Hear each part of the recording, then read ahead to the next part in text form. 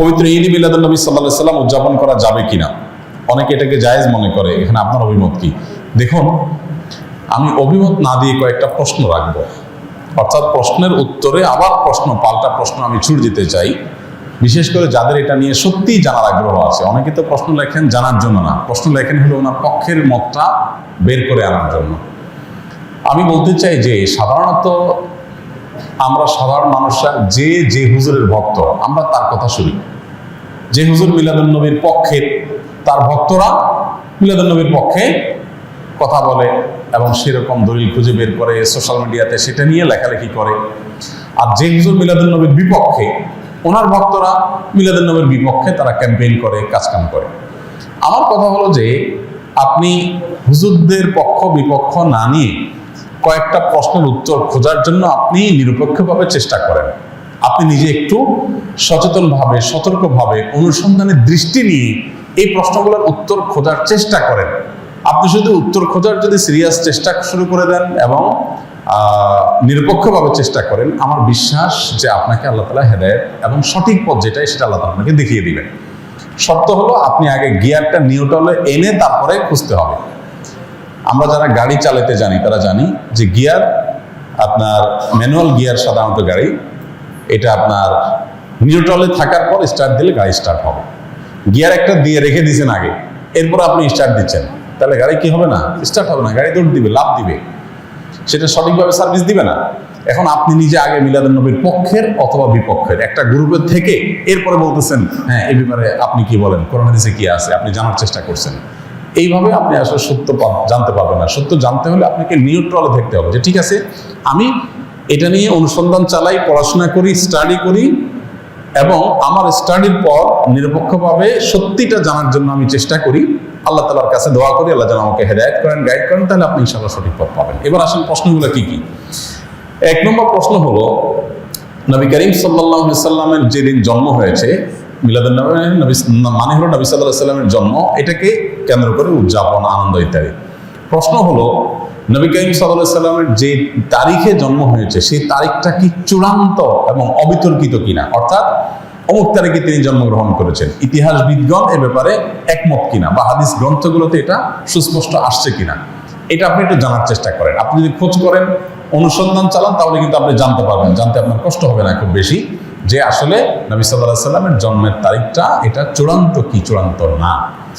আপনি যদি অনুসন্ধান করেন, আপনি দেখতে পাবেন যে নবী সাল্লাল্লাহু আলাইহি সাল্লামের জন্মের এক্সাক্ট তারিখ নিয়ে ইতিহাসবিদদের মধ্যে নানা রকমের মত আছে। তাহলে কিভাবে আপনি চূড়ান্তভাবে একটা দিনকেই নিশ্চিত করে ধরে সেদিনকে আপনি উদযাপনে যেতে পারেন? নাম্বার এক, আপনি খোঁজার চেষ্টা করেন যে ওনার জন্মের তারিখটা এটা কি সুনির্ধারিত, অবিতর্কিত, নাকি এটা নানা মত আছে, আপনি একটু পড়াশোনা করার চেষ্টা করেন। নাম্বার দুই, নবী করিম সাল্লাল্লাহু আলাইহি সাল্লামের জন্মের তারিখটাকে তিনি নিজে উদযাপন করেছেন কিনা প্রতি বছর, এটা আপনি একটু জানার চেষ্টা করেন।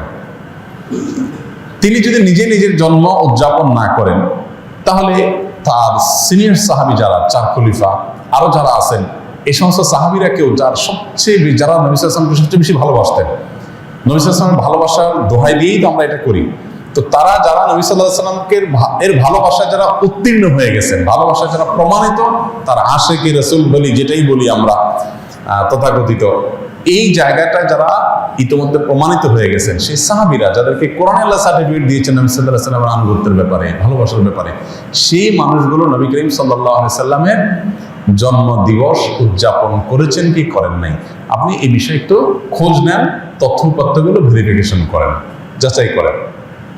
তৃতীয়ত হলো যে জন্ম দিবস উদযাপনের এই কালচার কোত্থেকে আসছে, আপনি এটাও জানার চেষ্টা করেন।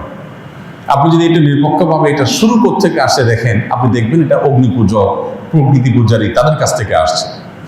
এবং একসময় খ্রিস্টান ধর্মেও এই জন্মদিবস উদযাপন করাটা ব্যাপারে নিরুৎসাহিত করা হতো, নিষিদ্ধ করা হতো। পরবর্তীতে তারা নিজেরা আবার ওই প্যাগানদের দ্বারায়, প্রকৃতি পূজারীদের দ্বারা প্রভাবিত হয়ে তারাও তাদের নবীর জন্মদিবস উদযাপন শুরু করেছে। আমাদের নবী সাল্লাল্লাহু আলাইহি সাল্লাম বলেছেন, লা তুতরুনি কামা আতরাতিন নাসারা ইবনে মারইয়াম, তোমরা আমাকে নিয়ে বাড়াবাড়ি করিও না যেভাবে খ্রিস্টানরা ঈসা আলাইহিস সালামকে নিয়ে বাড়াবাড়ি করেছে। অতএব নবী করিম সাল্লাল্লাহু আলাইহি সাল্লামের মিলাদুন নবী পালন করবেন কি করবেন না, উদযাপন করবেন কি করবেন না, সেই প্রশ্নের উত্তর আপনি পেয়ে যাবেন যদি আমার এই তিনটা প্রশ্নের উত্তর আপনি নিজে অনুসন্ধান করে জানার চেষ্টা করেন। আল্লাহ আমাকে আপনাকে আমাদের সবাইকে হেদায়েত এবং সত্যিকারের যে সঠিক পথ সেটা আল্লাহ তাআলা আমাদের সবাইকে আল্লাহ তাআলা দান করুন। ঈদ মিলাদুন নবী ও সিরাতুন নবীর মধ্যে পার্থক্য কি? মিলাদুন নবী মানে হলো নবী সাল্লাল্লাহু আলাইহি সাল্লামের জন্ম, আর সিরাতুন নবী মানে হলো নবী করিম সাল্লাল্লাহু আলাইহি সাল্লামের জীবন চরিত। তো সিরাতুন নবীর মধ্যে নবী সাল্লাল্লাহু আলাইহি সাল্লামের জন্ম, মৃত্যু, শৈশব, বেড়ে ওঠা, আল্লাহর আদেশে নিজের জীবনের সব বিষয়গুলো এর মধ্যে আছে। সিরাতুন নবী মানে জীবন ইতিহাসের মধ্যে সবই আছে। আর মিলাদুন নবী হলো সিরাতের অর্থাৎ নবী সাল্লাল্লাহু আলাইহি সাল্লামের পুরো জীবনের একটা অংশ। এটা হলো একটা পার্থক্য। আরেকটা বিষয় হলো যে মিলাদুন নবী এটা আসলে উদযাপন বা অনুসরণ করার বিষয় না। নবী সাল্লাল্লাহু আলাইহি সাল্লামের জন্মকে আমরা চাইলে অনুসরণ করতে পারবো না, যে উনি যেভাবে জন্ম হয়েছেন, যে তারিখে হয়েছেন, ওই তারিখে আমি হব, এরকম কোনো অপশন নাই তো। কিন্তু সিরাতুন নবী যেটা, এটা কি করা যায়? অনুসরণ করা যায়। নবী সাল্লাল্লাহু আলাইহি সাল্লামের জীবন চরিত দেখে দেখে সেই অনুযায়ী আমি আমার জীবনকে গঠন করলাম। তো এটা হলো মূলত আমাদের জন্য গুরুত্বপূর্ণ। আমাদেরকে নবী সাল্লাল্লাহু আলাইহি সাল্লামকে আল্লাহ দিয়েছেন তাকে অনুসরণ করার জন্য। তাকে অনুসরণ করার নামগন্ধ নাই, কিন্তু তার মহব্বতের দাবি করে আমি যাচ্ছে তা করে বেড়ালাম, তো এটা আসলে ইসলাম হতে পারে না। অতএব আমাদেরকে নবী করিম সাল্লাল্লাহু আলাইহি ওয়াসাল্লাম অনুসরণ করার চেষ্টা করতে হবে।